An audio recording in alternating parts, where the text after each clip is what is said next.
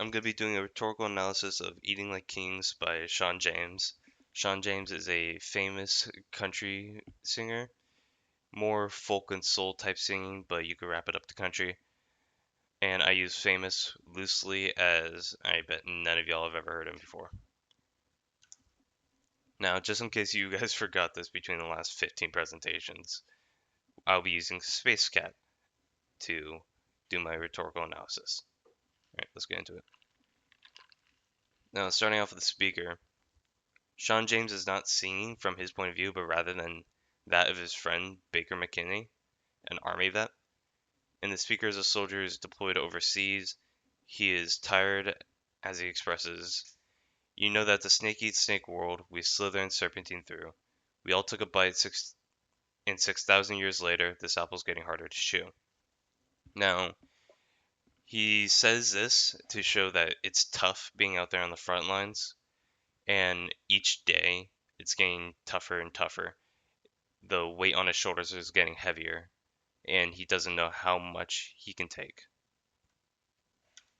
Now, the purpose of the song is to more vent his frustrations and pain, but it is also importantly to express how war and being on the front lines affected him.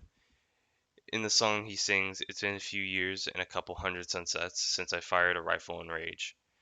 A dozen leather couches and substance-filled pouches. Still, I can't fully turn the page." Now, he uses this to show that even after returning home, he can't shake the memory of the days deployed and struggle with substance abuse to cope his emotions and trauma.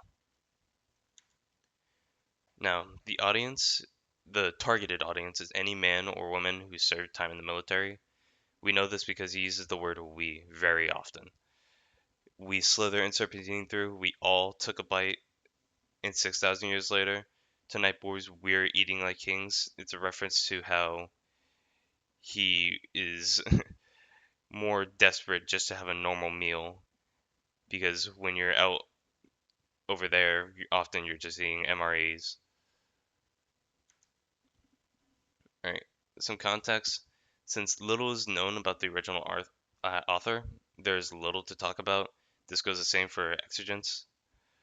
But the author of the song is Baker McKinney. He was in the army and served in Afghanistan for nearly a year, during which time period is unknown. He and other soldiers would constantly talk about being able to enjoy a normal meal when they got back to the US, and that more or less inspired him to write Eating Like Kings. Now, I'm gonna be honest. This is not gonna come to the surprise, but I still don't know what exigence is.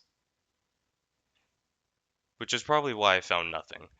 But in all seriousness, there is little to nothing known about the author, and from the looks of it, nothing was a call to action of why he would want to write that song.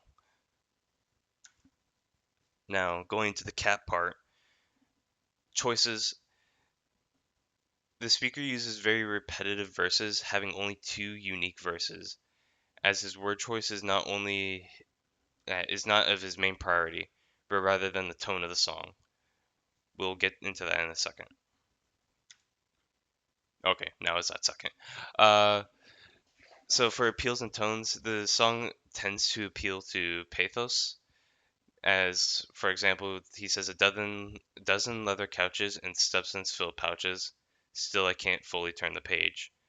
He says this to appeal to more empathy of a person when they see someone struggling from drug abuse and dealing slash coping with trauma.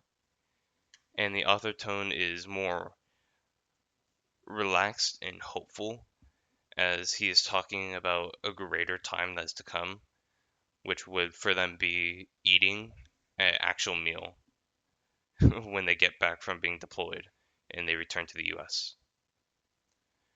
And that is all.